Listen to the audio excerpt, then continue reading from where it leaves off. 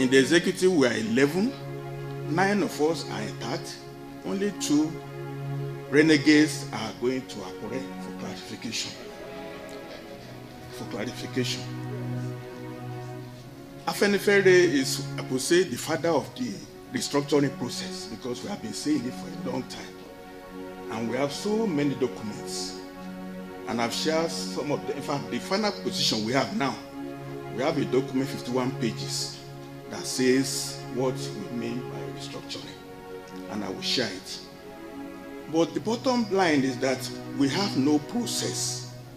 We are seeing a goal, but we have not defined a process, milestones, timelines. That's what is missing. We agree that the house is rotting. It needs to be pulled down. I would design an alternative, a model